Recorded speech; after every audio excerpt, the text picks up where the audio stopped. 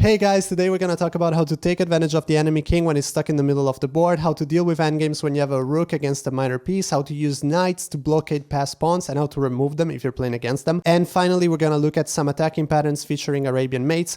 Timestamps for everything are in the description, so let's get into it. Let's go. Starting with strategy. So the book is now discussing how to expose the enemy king, whether it's in the center of the board or castle. The first few examples are about it being in the center of the board, and that's what we're gonna cover this week. Here, it's white to move. You can pause to find the move, of course. The idea, like I said, is to expose the enemy king so that you can launch a devastating attack. And the right move here is a sacrifice. Rook takes c5, check, d takes e5, queen takes e5. And at this point, it's game over for black. Textbook defense, bishop e7 is destroyed by bishop c6 check, king moves to f8, queen takes h8, checkmate. And an alternative defense that I thought was worth looking at here is what if queen takes e5, which seems like a very standard move by black.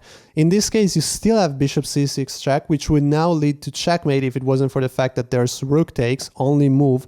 But now you have rook d8 checkmate supported by the dark square bishop, so it's still game over. I really like this example because I felt like it was fairly easy, yet it was from a real game, so it's a perfect way of showcasing how to take advantage of the king in the center. But now let's look at a more difficult example, and it's from a game by Kasparov. This is the position. And you know, in these positions, the theme is to open up the enemy king. So the first move is not that difficult to guess, it's just d4. Knee takes d4, rook e8, lining up the rook with the king. But then white played f3, and here Kasparov played a move that I wouldn't see in a million years. And the idea here is that you can play bishop takes f3, because after g takes f3, there are a series of attacks that will bring in all of black's pieces onto that king. Starting with queen h4 check, rook f2 by white to block that check, but now there's knight takes d4 with the discovered check by the rook on e8, and after this, white plays bishop e2 to stop that, but now you have knight takes f3 because once again the rook is exerting a pin on the bishop, so you can take advantage of that. King f1, queen h3, check again, rook g2 to stop that, but now you have knight h4 putting pressure on the pinned rook because now you have the queen keeping it tied to the king. White plays rook g1 to defend. Now Kasparov could win the exchange, but that's obviously not going to be enough since he had to sacrifice the bishop, so rook d8 with a tempo on the queen, queen e1, probably not the best move, but still, rook d3, bringing in the attacker, queen f2, knight f3. And here's a weird moment because white is kind of stuck. There are no real moves that white can play, and so what will happen is the white player will start shuffling the rook between g1 and h1 for the next couple of moves. Let's say they did something different, like bishop takes f3. This would lose the queen instantly because rook takes f3, and now you are pinning the queen to the king and your rook is defended. So now the best thing that white can do is just take that rook and lose the queen, but now you have a queen and a rook versus two rooks and a knight. You're also up in pawns, so this is a one endgame for black. So white just shuffles, and as that happens, black brings in the other rook, white shuffles back rook g1, and now Kasparov first secures his king, king h8, and then on the next turn plays b5, revealing his strategy to push for b4, expel the knight, and once the knight is gone, what will happen is this rook on e3 will take the bishop, and then if you try to take back with the queen, there will be rook c2, and this will not only put pressure on the queen that will be on e2, but it will even put pressure on the rook on g2 in sort of an x-ray attack. And at that point, black will just have a completely winning position. So I think white resigned here and Kasparov won the game. That was way more difficult in my opinion. I felt like this was a very advanced example. I enjoyed it a lot, but ironically, I think I found the first one to be a little bit more pragmatic and easier to sort of absorb and apply back into my own games.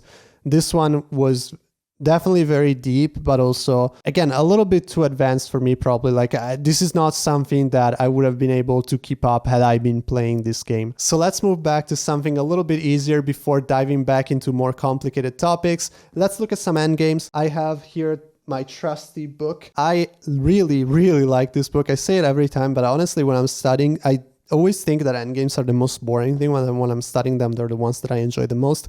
I picked two examples for this week, and the first one is a rook versus a bishop. And the strategy here is to get that dark square bishop out of the corner so that then you can pin it to a mating square, which is possible due to the position of the king allowing for back rank threats. Rook f1, bishop h2, rook h1, bishop g3, and now you have rook g1, which is important because once the bishop goes back to h2, now you can go rook g2, and now you're covering all 3 squares. So now the bishop can go to g1 or g3 and has to come out. Let's say bishop d6. Now you just go rook d2. This is exactly what I was talking about. You are pinning the bishop to the mating square. So the bishop can only go back, let's say, to f8 to avoid the mate. But now you have rook d8. And since you're pinning the bishop to the king, black is in a zugzwang and has to move the king. And when it does, king h8, rook takes f8, winning the bishop and checkmating at the same time. Back when the bishop had to move out, if the bishop goes, let's say, to f4, so that kind of stays close to the king, you just have a discovered check. King f5, black has to move the king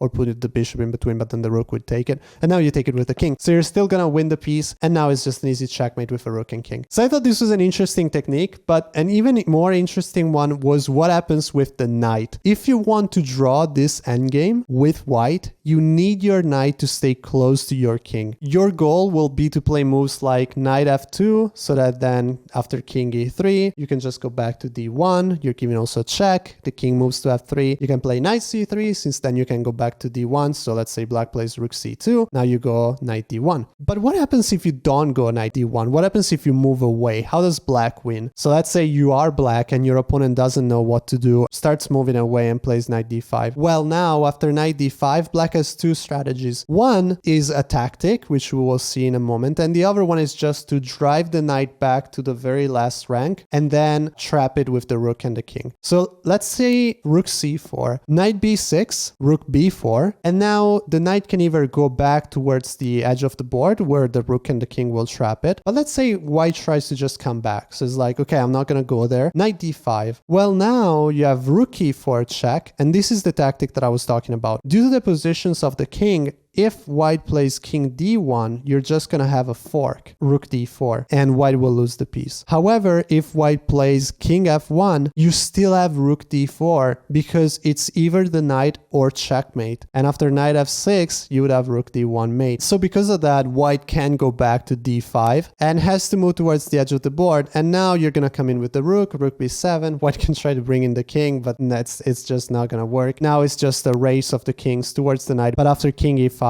it's already lost. King d3, rook b8. And if the knight were to go to, say, e7, then it would just be rook b6, trapping it for good, because after knight c8, rook b7 leaves no escape squares for the knight. So now you know, if you're in this position and you just see your opponent moving the knight away from their king, you can take advantage of that using one of those 2 means. Otherwise, if they're keeping it close, it's probably going to be a draw. But talking about knights, what I studied this week in Improve Your Chess Pattern Recognition was how to use knights to blockade pawns and how to remove them when they're blockading your passed pawns. I kind of want to show you like some quick positions just because I thought this was very interesting. So the first one is this one. And here black does exactly that by playing knight d6. And what's interesting is how many functions that knight is performing. For one thing, it's obviously blockading this passed pawn on d5, but it's not just that. Like, it's also supporting the advance of b5 or even e4. And on top of that, it's also attacking because it's actually putting pressure on c4. So it's interesting to see how a well-placed knight can not just block the pawn, but can actually be a threat to your opponent's position if they're not careful. However, this kind of works best in very close positions like this one. When the positions are open, it's much easier for your opponent to drive away your knight. And this is kind of what we see in this other example. Here, black has also just played knight d6, but due to the position being much more open, white also has a lot more options to drive away that knight. So here, the plan for white is to just play queen d4, queen f4,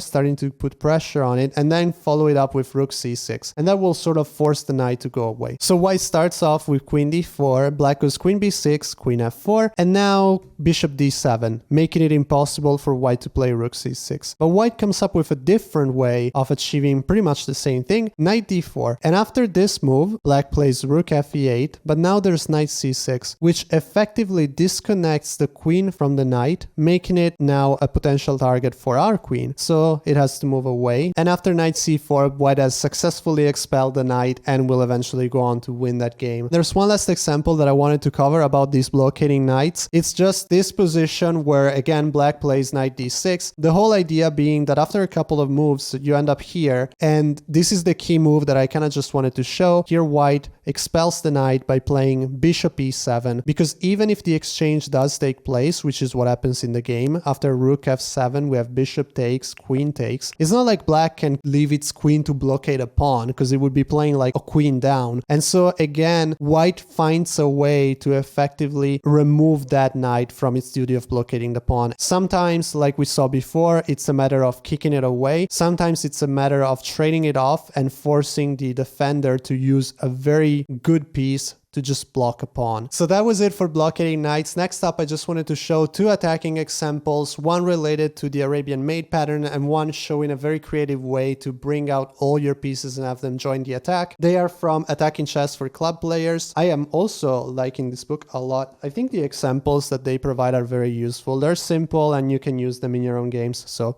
what's not to love? The first one is this one. If you've never seen this pattern before, this is going to be very useful. The point here is in this position, it's white to move and win. You can pause to think about it, but the idea is queen g5, because if h takes g, it's mate in 1, rook h3. Game over. But if black tries to defend, rook g8, here you have the Arabian mate pattern come into play. You can sacrifice your queen, queen takes h6, because after g takes h6, rook takes g8 is mate, because your knight is defending the rook is checking the king, the knight is also covering h7, and of course the rook is covering g7 as well. I really like this pattern for some reason. It's one of my favorites. I think it's just really nice. But last example is this position where it's white to play, and it's about activating your pieces and taking advantage of that space that you have on the king side to launch an attack. So white does it by playing h4 with the idea of eventually lifting the rook to h3. Black responds with knight d7, white goes rook h3, and black plays c5. Now you're threatening c4, which will lose the bishop because the light square bishop has nowhere to go, since on the entire diagonal there's going to be the black pawns threatening to take it. And of course at the very end, black would take with the king, and this is no Greek gift, like if you take that pawn, black takes back with the king and it's still very equal. But white ignores the threat of c4, playing rook g3, pinning the g7 pawn to the king, and the reason for it is that now c4 doesn't really work anymore, because if you try to take that bishop, let's say you do play c4, white plays queen h6, and after c takes d3, well, it's mate in 1. Queen takes g7. However, even if you try to postpone that, let's say you play g6, then there's the knight coming in. So knight f4, and after c takes d3, you have knight h5, queen g7 is again mate because of the knight defending the queen. If you play bishop f6, trying to cover g7, then there's knight g5, and now after, let's say, rook e8, trying to create more space for the king, you can now go queen takes, h7, the king moves, and queen f7 is now mate. So it's really unstoppable. And because of that, black plays king h8, getting out of the pin, and now white must activate the knight, so knight f4. The reason for it is queen h6 doesn't work anymore, so you have no easy way to bring in the queen. Now black plays c4, continuing with their threat, and now can you find the winning move for white?